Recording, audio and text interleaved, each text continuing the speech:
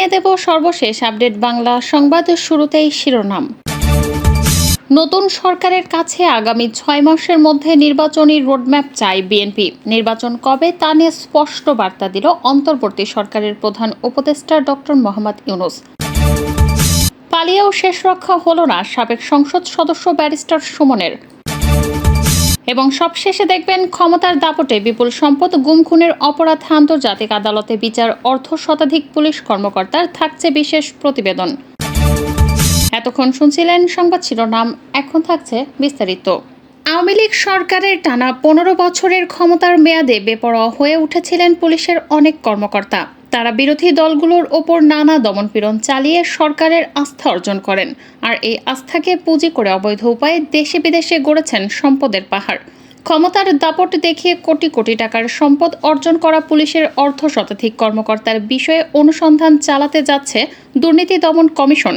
ইতিমধ্যে কমিশন তাদের নজরে এনেছে। রাজনীতির মাঠে বিরোধী দলের নেতাকর্মীদের দমনে দলীয় ক্যাডারের ভূমিকায় অবতীর্ণ হওয়া পুলিশ কর্মকর্তারা ঘুষ বাণিজ্য থেকে শুরু করে পুলিশের নিয়োগ, পদায়ন, চাঁদাবাজি, টেন্ডারবাজি মামলায় হস্তক্ষেপ, গ্রেপ্তার, বাণিজ্য করে বিপুল অর্থ উপার্জন করেন।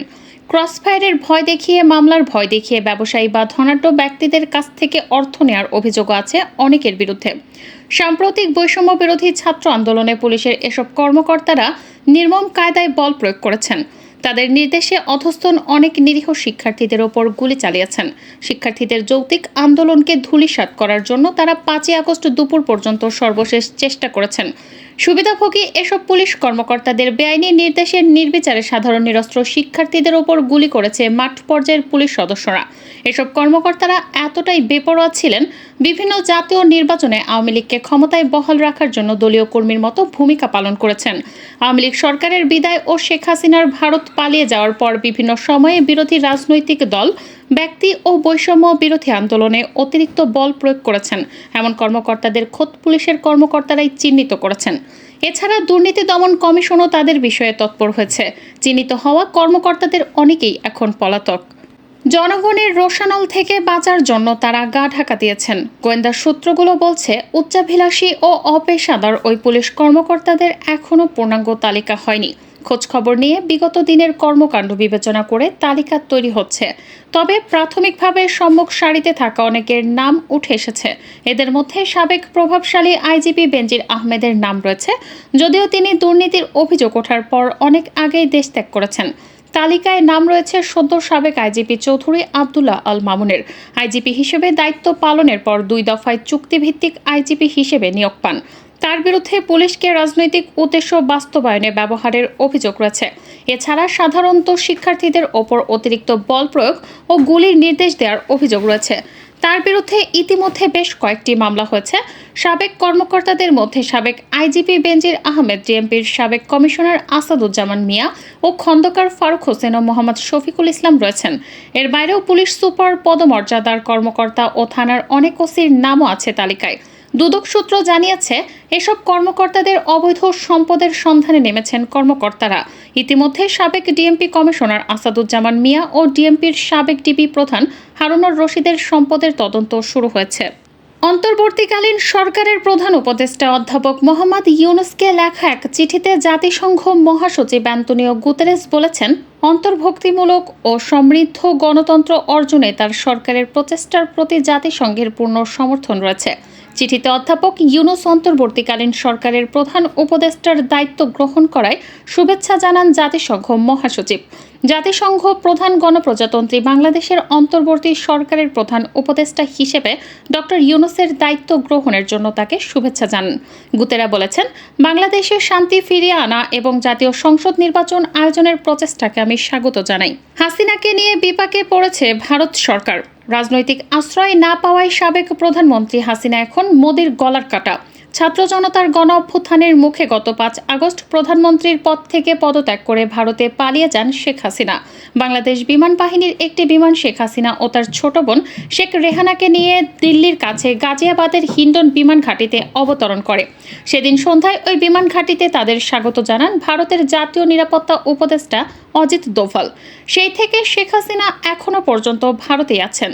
যতদূর জানা যাচ্ছে, দিল্লির উপকণ্ঠে একটি আধা সামরিক বাহিনীর অতিথি নিবাস ছাত্রাবাস বা সেফ হাউসেই দুই বোনকে একসঙ্গে রাখা হয়েছে। তবে এই মুহূর্তে তাদের ঠিকানা কি সেটা সরকারিভাবে কখনোই প্রকাশ করা হয়নি। তিনি কোনো বিশেষ ভিসায় ভারতে অবস্থান করছেন নাকি তাকে রাজনৈতিক আশ্রয় দেওয়া হয়েছে, এ ব্যাপারে আনুষ্ঠানিকভাবে ভারত সরকার আজ পর্যন্ত একটি শব্দও খরচ করেনি। এই কারণেই প্রশ্ন উঠছে, ভারতে এই মুহূর্তে তার অবস্থানের ইমিগ্রেশনগত বৈধতাটা ঠিক কী এবং সেই স্ট্যাটাস কতদিন পর্যন্ত বৈধ থাকতে পারে। দিল্লিতে সরকারের শীর্ষ পর্যায়ে একাধিক কর্মকর্তার সঙ্গে কথা বলে বিবিসি বাংলায় প্রশ্নের যে জবাব পেয়েছে তা এরকম। বাংলাদেশের প্রধানমন্ত্রী হিসেবে শেখ হাসিনার যে ডিপ্লোম্যাটিক অথবা অফিসিয়াল পাসপোর্ট ছিল তা এখনও বৈধ এবং সেই পাসপোর্টের সুবাদে তিনি অন্তত 1.5 মাস কোনো ভিসা ছাড়াই অনায়াসে ভারতে অবস্থান করতে পারেন। নতুন সরকারের কাছে নির্বাচনী রোডম্যাপ চায় বিএনপি। আগামী 6 মাসের মধ্যে নির্বাচনের একটি রূপরেখা প্রদানের জন্য অন্তর্বর্তীকালীন সরকারের প্রধান উপদেষ্টার কাছে আহ্বান জানিয়েছে দলটি। গণমাধ্যমে দেয়া এক সাক্ষাৎকারে এই তথ্য জানান বিএনপির স্থায়ী কমিটির সদস্য সালাউদ্দিন আহমেদ। বিএনপির এই নেতা বলেন, 3 মাসে নির্বাচন দেয়া সম্ভব না, এটা আমরা সবাই জানি, কিন্তু এর মধ্যে সবকিছু গুছিয়ে নিয়ে আসা সম্ভব। এর জন্য এই সময়টাকে দ্বিগুণ করে 6 মাস করা যেতে পারে। এই 6 মাসের মধ্যে মাননীয় প্রধান উপদেষ্টা যেন একটি নির্বাচনী রোডম্যাপ দেন। তুমুল গণ আন্দোলনের মুখে গত 5 আগস্ট ক্ষমতা ছেড়ে দেশ থেকে পালাতে বাধ্য হন সাবেক প্রধানমন্ত্রী শেখ হাসিনা। এরপর 8 আগস্ট নোবেলজয়ী ডক্টর ইউনূসের নেতৃত্বে শপথ নেয় অন্তর্বর্তীকালীন সরকার। তখন থেকে সাধারণের মধ্যে প্রশ্ন জেগেছিল, কতদিন থাকবে এই সরকার। নতুন সরকার দায়িত্ব গ্রহণের পরপরই প্রধান রাজনৈতিক দলগুলোর সাথে আলোচনা করেন নতুন দায়িত্ব নেওয়া প্রধান উপদেষ্টা ডক্টর মোহাম্মদ ইউনূস। এ সময় রাজনৈতিক দলগুলো আশ্বাস দেয় গণতন্ত্রের কল্যাণে দেশ সংস্কারের সরকারকে সময় দেবে তারা। এদিকে গত 15ই আগস্ট এক সমাবেশে বিএনপির মহাসচিব মির্জা ফখরুল ইসলাম আলমগীর বলেছেন, অন্তর্বর্তীকালীন সরকার যতক্ষণ গণতন্ত্রের পক্ষে থাকবে ততক্ষণ তাদের সহযোগিতা করা হবে। দেশের স্বস্তি ফিরিয়ে এনে সুষ্ঠু, অবাধ ও নিরপেক্ষ নির্বাচন আয়োজন করতে বিএনপি এই সরকারকে যৌক্তিক সময় দেবে বলেও জানিয়েছেন বিএনপির মহাসচিব। সেই সমাবেশে বিএনপির মহাসচিব বলেন, এটা আমাদের সরকার, গণঅভ্যুত্থানের সরকার, আন্দোলনের ফসল। আমরা তাদের ততক্ষণ সহযোগিতা দেব যতক্ষণ পর্যন্ত গণতন্ত্রের পক্ষে থাকবে তারা, গণতান্ত্রিকভাবে ক্ষমতা হস্তান্তর করবে। অন্যদিকে অন্তর্বর্তী সরকারের প্রধান উপদেষ্টা নোবেলজয়ী ডক্টর মোহাম্মদ ইউনূস জানিয়েছেন, দেশের সব প্রতিষ্ঠান, বিচার বিভাগ ও নির্বাচন ব্যবস্থার সংস্কার এরপরই নির্বাচন হবে।